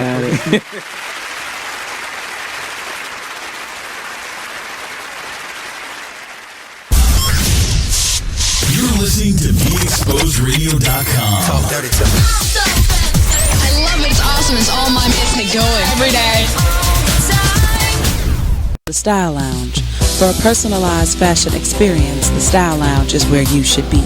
From clothing, jewelry, handbags, and accessories, contact us for pop-up shops, vending opportunities, and more. Let us help you enhance your style. Let's discover your inner fashion ego. We are available for on-site and off-site consultations. For your appointment, call 443-248-8879. 15% off with business card. You are listening to BeExposedRadio.com, the home of Talk Lately with Monty, every Tuesday at 7 p.m. You're struggling with your mortgage. You think about it. You don't do anything but think about it. What are we going to do if we lose the house? Where are we going to go? At work. I can't let anybody find out. I'm so embarrassed. At dinner. How can I tell the kids? It's going to wreck their lives. And at 3 o'clock in the morning. I don't know what to do. I don't know how to get through this. What's going to happen to us? It's time to stop thinking. It's time to start dialing. Call 1-888-995-HOPE for a free government program that offers expert one-on-one advice about your mortgage options. I'm all alone. No, you're not. We've helped over 1 million homeowners, and we want to help you. And now there are more ways to help. Call 1-888-995-HOPE or visit makinghomeaffordable.gov. Brought to you by the U.S. Treasury, HUD, and the Ad Council. Thank you very much. Because they had nothing else to do. So it was like, imagine that your late husband was actually your father. I can't imagine that because that's disgusting. Very much so. And then I would have to clean my basement because that's where my actual father resides right now.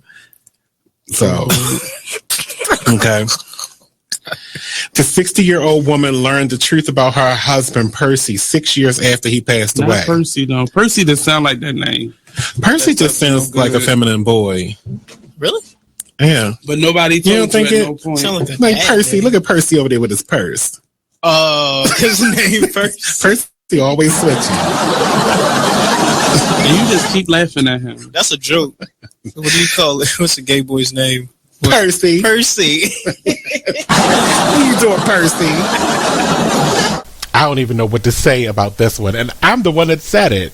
Oh my gosh, we're here every Tuesday at 7 p.m. The conversations can get deep. They can get out of this world. But we do them. BeExposedRadio.com. Talk Lately, the radio show. You are listening to BeExposedRadio.com. And your hair is down to your shoulders. This took years to grow. This isn't something I did. I did over the last couple of weeks. This is something I have been working on for years. So we gonna have a conversation. How much she's about to go off. But this segment, I dedicated it to a story that I first. It's a story that we've heard over the years in many different ways. Whether it's a man being fired because he started his locks, or someone not being hired because they had locks. But a judge ruled recently that banning dreadlocks in the workplace is not discrimination. A young lady decided to file suit after she was told that she could not get the job until she cut her locks. It had surfaced, and it's now going around the social media marketplace, I call it. Right. But it's also being matched by a story that Marc Jacobs in one of his latest fashion shows. His latest, not one, the last one he did. Right, during Fashion Week, he unveiled this kind of cartoonish line of clothing. That was his theme, and the locks were colorful and they were fun and fabulous. But if you put these stories side by side, it almost seems like as we're still fighting to have our way and be accepted as we are, and how we choose to be, actually. Now mainstream is making money on the fact of our culture, on our culture, because this is similar mainstream to the always Bantu makes money on our that culture. Marc Jacobs also coined as his mini buns. I promise you, if I ever see Marc Jacobs in real life, I'm gonna punch him in the face. Right. I really am. So now, I really am. So now these and what people don't realize, cornrows. I'll be right with and you. The Bantu knots. Cornrows and Bantu knots were and are in the black community kind of a way for women to salvage their hair. Right, this is what we did before we went to bed. So that's actually not the It's not even a hairstyle, right? Right, they're just to save your hair. It's to keep it together overnight or over the winter, or what is it called? I forgot what you call it when they do it, but. Now it's being turned into a pop culture. So now you're seeing white women in the workplace or in social media or on pop culture with cornrows and Bantu knots or Marc Jacob buns, mini buns, as they are called now, and now locks. And is it fair that they're able to glorify it while I can't even get a job? It's only, and this is what the article I read about. The article I read about Marc Jacobs, the line that the author wrote was, "The only time our culture is acceptable is when someone else is doing it." Yeah, because it's on one is on white bodies. Black hair on a black girl is not okay, but black hair on a white girl is new and innovative. Or full lips, or wide hips, or big butts. But I love the fact that when white people pull this crap, that people just go in on him because they went in on Marc Jacobs for the mini buns and now for this. And for this. Because before then it's like, we quietly be upset, but we really didn't have the access to reach people. If we could just go in and just and set them straight. If Twitter had been a thing when Tommy Hilfiger opened his mouth. Yes. But it's also the with Lapita, the hairstyle she had during one of the award shows, and they tried to attribute to I think Catherine. what is her name? He's an older actress. I can't think of the actress name, but she said, no, this is not from her. This is from an African woman. She showed a picture of her and said, this is where my hairstyle comes from. It's not from this European, because white people woman. think they It is invented like everything. Y'all ain't invented So she was shit. trying, you had those receipts and you put the people Not in even their a light place bulb. and said, That goddamn Thomas and Edison commercial. Thomas Edison did not invent the light bulb. He patented he got it. this to the patent office first. He patented it. But That's see, it. That's been the way of our world for so long. Makes me wanna Like, peel we my do skin the off. work, but then they get the credit for it. And a lot of people came at, well, his response to this was, it's no different. And it is an argument, and it's something that we have to start looking at ourselves, because we're trying. Because I thought about you when I saw his response, right? I said, look at Nate. God damn it. But it really is the same thing, and it's not to say that we can't straighten our hair if we choose to, but it's really no different, because the idea behind it is I need to be more like that. It's the same idea. It's a significant difference. It can't be. I can explain why it is a big difference between when black people do it. We're told that we have to assimilate to white standards of beauty and culture. Right. They're just co-opting ours for their own success. There's a big difference in saying I that. understand the difference. It's not like we're indoctrinating and saying that how our looks are inferior, and so the closer we can get to whiteness, then the better the we'll be. But in most that's not the same there is no historical aspect for white people to want to do this. This is only on as a fad or as a marketing thing or to make money off of other people's cultures. But we don't get the same access to those things. Right, and the reason I kind of put them in a group is because it's us telling ourselves. There used to be mothers that would not let their daughters walk out the house without a perm or without their hair being kept up. So the fact that I'm a I definitely get. But that was stuff that was indoctrinated into us by being in this country, by being slaves. But it's still reminiscent but it's still reminiscent of those things. Those things just don't like race, like white supremacy. It affects the whole world. It's not even just white people think they're better than us. It is also indoctrinating other people of color, feeling that we're inferior, and so we have to elevate ourselves in order to elevate ourselves. We have to adopt those aspects of it. You get the same. And it's not going to go away overnight until we start embracing ourselves. So for a black girl or another girl of color to say, I need to do this, or it's different from white people co-opting different cultures. There's a reality show now, and it's how to cut it in Atlanta, and it's basically a bunch of salon owners, mainly black. They're all black salon owners, mainly women that own salons. And there's this one lady, she's African, and she owns a natural hair salon. And the rest of the women, they do the perms and weaves the long and extensions. weaves, and it's one lady with the $50 weave company, and they all look at that one lady. Now her personality is piss poor, but what she promotes, unfortunately, as far as natural hair, is nothing wrong with that. But they look at that as this joke, like she's a joke, because nobody, like her hairstyle styles are like medium, like at the medium range, whereas there's more. We're getting more football player wise and basketball wise that are coming in now, so like it's more high class, that's high end than what her salon is, lofty, right? And she's doing the same types of hair, but she's just doing it naturally, and for that show to be on air today, it makes me cringe, because we still believe. Yes, we do. Go out the house. I can't go out with my hair, because I tried to get locks once, but my hair wasn't strong enough. No, you have that. And it was crazy, because when I had them, I had to get them done every week, and I was told in college that I couldn't do shows because I did not look like the character that they wanted me to be. And we're constantly being bombarded with our images. I'm going back to it. One of my favorite stories to tell, especially when I have older black people who want to tell me that locks are not part of our culture. I'm going to remind you that all of y'all go to church, and all of y'all love to tell everybody about the story of Samson. Samson did not have his hair cut at all from the time he was born up until Delilah shaved it off. Now you tell me what that really looked like.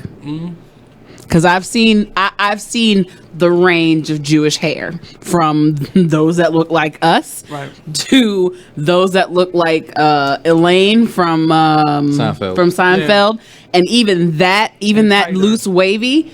I have seen that kind of loose curls. I have seen that turn into this straight knotty dread craziness. Because I went to school with a girl whose hair was like just that. like all of our hair ends in kinky. I have 6 aunts. Yes, and all their hair has a different texture to it, depending on who their dad is. Right. It still is different, but it still goes to say, I remember one of the Living Single when Kyle Barker had he was faced with the option of cutting your hair or lose your job or not get the promotion. Yeah. And that's something that has happened to each one of us, especially guys. I remember in middle school, I went to a college preparatory, middle school, high school. And that's what it was. We could not get twisted in our hair. We couldn't get cornrows. Nothing that we had to get done to our hair. I had a high top fade. I wound up not cutting it because I was like, that's stupid because this Hispanic young man, his hair don't come out. His hair's spiky. Right. That's product in there. So you letting him use it, and that was my argument. But there were other young men who tried to get the individual braids and the twisties, and they would not let them get them. Right. Because that wasn't considered something professional looking. And they think it is more of a fad, not so much of this is part of who we so was are. That look and Daniel Pirano's hair. Yeah, but it's like, to me, it's no difference. It's like, I think it's a difference. This is our natural state. This is how our hair can be. But it's for us, it's like I guess anytime we embrace who we are as a people, it's a type of oppression. We get pushed back, and it's like, it's a type of oppression. I think it just makes people feel uncomfortable whenever you do something different in the workplace. I know, just for me, like, I have my hair out, like, looking a little kind of, I can't explain it. But when I wear like a straight hairstyle, I like your hair so much better like that. I'm like, it don't matter what you like. Right. But see, I get the opposite. People love my hair like this, and I'm like, I've cut my hair. I used to have a regular like Nate for years, and I grew it up. This is my second time. White people though. When I wear my hair like this, they don't have anything to say. I had a couple white people say, "Oh, it's so cute. I love it. I like your hair like that." But then like I get some of the directors, a little people more higher up, when I wear it straight, they're like, "I like your hair better this way." They're subtly telling me like, "Don't go back to the other style." For God, for a long time, it was unacceptable to have a beard on your face. Yeah. Any facial hair was even in, like I said, but now college preparatory, you still was not. It was business attire.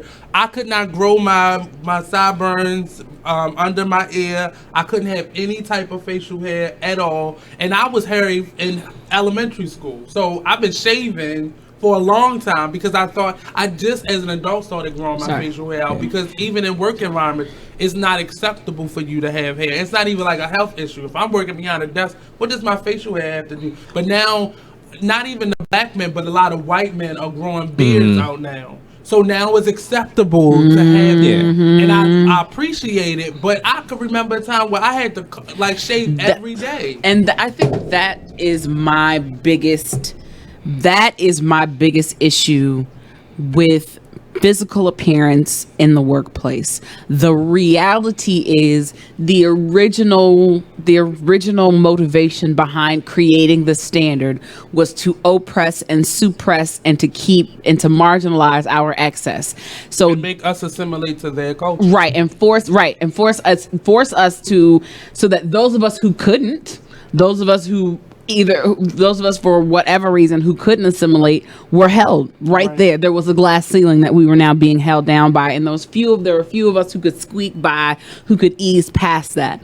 We are now moving into a collective civilization that is aware of that original motivation, and instead of acknowledging it and dealing with it, they're trying to rearrange the pieces and make it seem like it's something that it's not. And it's sad because I know for me, black men have to, in most cases, grow their beard out because we have the keloids. oversized hair follicles that try to 3 of them trying to grow out one pore, and then you get those bumps, and that's where they come from. So often you have to go through a season of growing your hair out so you can get that out, and your hair begins to unravel. Well, I would say, not trying to market another product on your show, but Get Bevel is produced by a black man, is a shaving system. Works great. I use it. So and for a long time we didn't have that option. That worked for us. Yeah. Right. This is get to coarse curly hair. So I had my first barber. I stayed with her piss poor ass for so long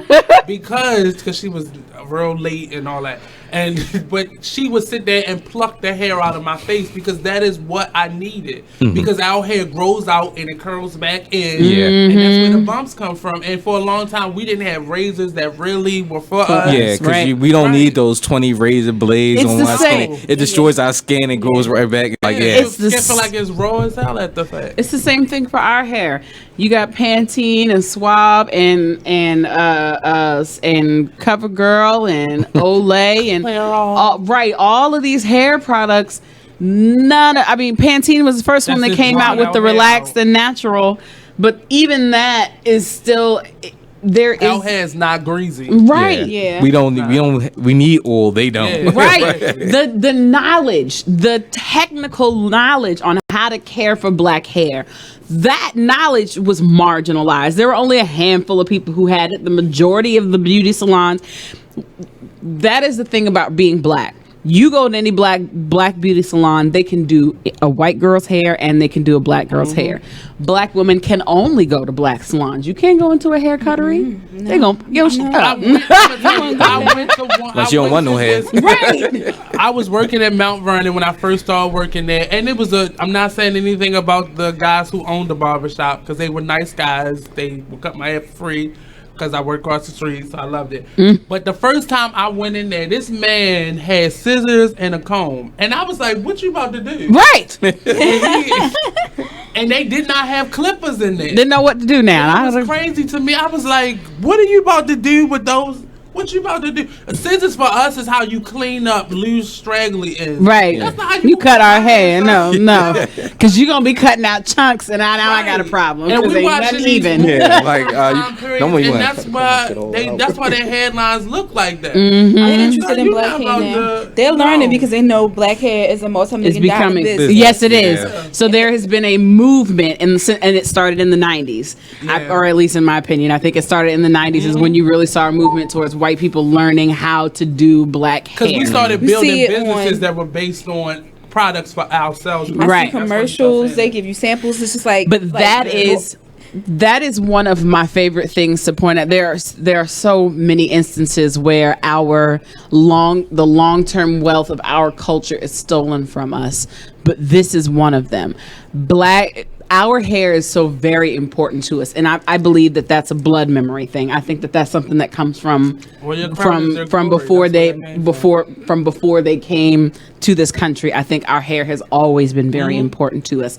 And then we come here and we're told that our hair as it is unacceptable. You need to cover it. You need to keep it. You need to keep it covered. You need to keep it down. You need to tame it. You need to pull the kink and curl and attitude out of it. You need to, and this is how I see it. So don't nobody send me no daggum. But you have to. Yeah. But yeah, you do. I mean, at the end of the day, that's what perming or straightening does. It just pulls the strength out of it to leave it limp on your face. Yeah. And that is apparently attractive, and that's fine for you. But where was I going? Well, we're going to finish that thought. We'll get to thought and finish it in our last segment. We got one more segment to go here on the Artist Exchange radio show, so stay tuned. It's about hair.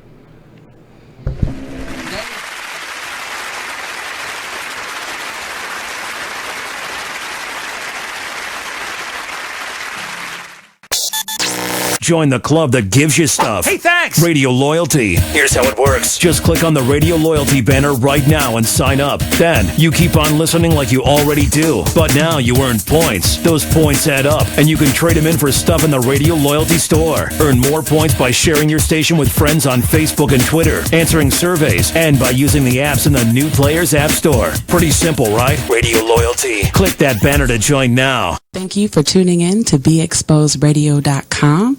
Sit back, relax, and listen to this flashback of the Artist Exchange Radio Show. What does hustle hard mean to you? What does that signify in your life? That's a lifestyle for me. You know what I mean? Like, true story. I was born into a family and a community of hustlers. Now let's get focused right quick, because when people hear the word hustler, they confuse it with con artist or something negative. So they like to call people entrepreneurs, right? But the definition, and I'm paraphrasing, but the definition of hustle is forced movement or to be hurried, right? But we're not talking about just pushing other people. Sometimes you got to push yourself, and that what makes you a hustler. True story. So the thing about it is, like, when it comes to hustling, listen, quick story. I used to go buy juleps a lot, right? And my grandmother used to make me clean the yard, shovel snow, do things like that to go get a julep. But one day she was like, look, you putting all your money in someone else's pocket. Word. Save those quarters, and I can teach you how to make a formula, and you can sell your own juleps. You understand? So the next couple weeks, I saved my money. Always a hustler. Listen, got to love it. Hey, but think everybody about got this. a grandma story like that. Grandmothers are the natural hustlers because they were the ones who maintained and sustained our families through epidemics. You're talking Big Mama went through slavery and held it.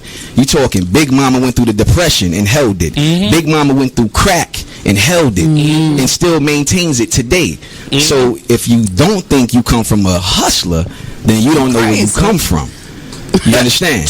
That's so real. I began to sell juleps, and ever since then, I capture a hustle. And a hustle is not a swindle. It's not a sneaky thing. It's up front. You're providing a need. You understand? So you're the bridge. If you're a true hustler, you're trying to be the bridge. If somebody's on one side and they need to get the other, you're trying to be the bridge, fill in the gap. So hustling is a lifestyle. It's not something you can do 10 minutes out the day. It has to be something you live. Word. Hey, what's up? This is Nate, host of the Artist Exchange Radio Show. Tune in every Friday, 7 p.m. to 9 p.m. and every Saturday, 12 p.m. to 2 p.m. Real artist, real talk, real live, here live on BeExposedRadio.com. You are listening to BeExposedRadio.com. Would have been more acceptable. That's what I'm saying. I would have, right. When she pulled those bangs out, I was like, why? I just had to watch it 2 times. I could. But it wasn't outside of the frame of thought of what we would have done, because some women are wearing their hair natural. But you tried to pull that hair up into a ponytail. It wasn't enough hair for no damn ponytail. It's really like what? It's like about the easy breezy lifestyle. And I was like, this lady. There's nothing easy or breezy about you that. You can tell she a real actress because Rega, she would have put no, I'm not wearing this. Right. She would have pulled that. Wow, she was spectacular because she was like, I'm gonna get this money and go home. Right, she was smiling the whole time. Yeah. Get my money and go fix this when I get out here. When I leave here today. She did. I'm not waiting. I'm 1 time and a half. Right, exactly. One of my favorite things. She had to go off backstage. What the hell is wrong with you? One of my favorite things, and I really appreciate this new movement to understanding black hair, because when I was in middle school, we did a show. Right, we did a show, and I had to play the narrator, and so my idea, they put me in like this Raggedy Ann dress, so I was like, all right, well, let me just do the little crazy Pippi Longstocking pigtails that just stick out. So I just braided my hair, stuck a little bow on it. It stuck out on its own, and they were like, and I actually had it do like a little wave, like I had it do a little, and they were like, "Did you put a wire in that?" I was like, "No, this is my hair." Like, it just does that. And I was like, "Yeah." I was like, "Why does it do that?" I said, "Because my hair doesn't lie down until I put a perm in it. It defies gravity. That's why they always try and touch our hair, because it's so magical for them. Right? It's like it's funny. I have always one of the things I've always thought in my head was the oppression of black people was the attempt to remove the magic from us. But it can't happen. But I like the versatility that we have as a people, and no matter our natural state, so much of I don't care, dreads, a fade, weaves, extensions, we look great in anything. So I'm like, rock what you want to rock and just be happy in your own blackness. But we have to be accepting of it. In middle school, I guess I was being a rebel. I had a high top fade, but that was what it was. It was like 96, 95-ish. And I was sitting there in the principal brought me into the office, and he just did not understand why I wanted my hair to look like that. He was like, why is it that you just can't get a regular haircut? And I was like, well, for me, my hair grows so fast that I would have to, even getting a hot top fade, you still got to keep that up because the sides are going to grow back. You got to fade it back down. You gotta I said, even that even this, I said, and haircuts get expensive. I said, my mother, she's not going to take me to the barbershop every week. That's just not happening in my house. I knew it wasn't. Right. So I had to pick a hairstyle that I could still maintain yourself. Myself. Yeah. And the high top fade was the closest thing, but I couldn't grow it but so high because then my head would just droop over on the sides. And it was crazy, but he just did not understand. And the parents, we were taking pictures that week, and they just wanted all the black kids just to comply. Like haircuts, make sure everybody get a nice haircut. But I think it's sometimes in I could say American culture, it's just like this whole thing about conforming to different things, like with the whole Kaepernick we and are not required to conform more not than saying the anyone pledge of allegiance or anything. It's like everybody supposed to be just like these little dolls. Everyone's got to be the same. We all went to the same school system. How dare you turn out differently? We went through a lot of work to create this brainwashing machine called public school. Don't mess with my. That's obvious. We know that's happening. It's when it's happening internally that I have the biggest issue with it, because we are the same, but we still have differences. But naturally, I want to be different than you are. But this is the same thing. You gotta get in touch with who you are as a person. And some people are gonna conform and comply, because this is just who some people are. No matter what race, religion, gender, whatever. Some people are always just gonna be that type of person. They just want I just want to fit in. I don't want to stand out. I don't want to go against the grain. Do not grouse. But work and save and buy. But other people hey, this is who I am, and just like it should be a place for you, it should be a place for me. And there's always going to be the Booker T argument. There's always going to be the Booker T argument. But I remember we were in this group called Kaumba, and for a minute, I remember it was myself, Janna, and the young man Ron, and we felt like we were the pop culture kids to the hip hop kids, and it just felt that way. Not to say that we were any less black or our blackness was any less than, but that's really how it felt. Because they were so super. I definitely have never been, natural. And then the three of us were these kids that did not fit in to that. I've never been black enough. I've never been black enough. But people would look at you at face value. I was raised in a house with a man who had a degree in African American studies, with a mother who spent 3 weeks in Egypt in Egypt in the early 80s, with two parents who had been Peace Corps workers in West Africa. I went to school with Africans. I was never black enough. Not with Africans. Here in this country. The first time I knew I was not a real black girl was when I went to school at the inner city school, because I wasn't black enough. That was my crime. Well, I think it's because people too middle of the road. I think people have a different definition of it. I think blackness is all encompassing. It's like everybody has a black experience. It's like whether you lived in rural Mississippi or you lived in the suburbs of Chicago or you lived in the inner city of Baltimore, Washington, D.C. Is no one way to be black. And we have to, and it's not anything that they need to understand. That's something that we have to understand, because we judge each other based on what we personally feel. I had an argument on Facebook earlier this week with a young lady who is light-skinned and who had that experience of people telling her she wasn't black enough because of her complexion, but she turns around and because she does not agree with who Obama is, she questions his percentage of blackness by saying, when will we have a real black family in the White House? Like, because she doesn't agree with his policy, she automatically attacks his blackness or the percentage of blackness he is. And I think I have more of an issue of how I'm not surprised that other cultures attacking us or bashing us. It's when we do it. Because we've gotten to a point where we just don't care about each other. But this has been an awesome show. Thank you, Janna and Anthony, for joining us today. My pleasure. We have coming up next, well, not next, at 5 o'clock, we have Charm City Direct with E. Digger and his squad coming up. I'll be seeing you back next week, where I'll have another friendly face, another surprise guest in the building with us. So thank you for tuning out. See you later. Catch the show on Be Exposed, on YouTube at the Be Exposed Radio channel.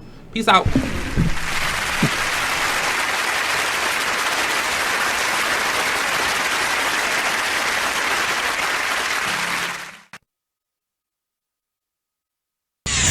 we're rewarding you for something you already do, listening to us. It's Radio Loyalty, and it's an easy way for you to get free stuff. All you do is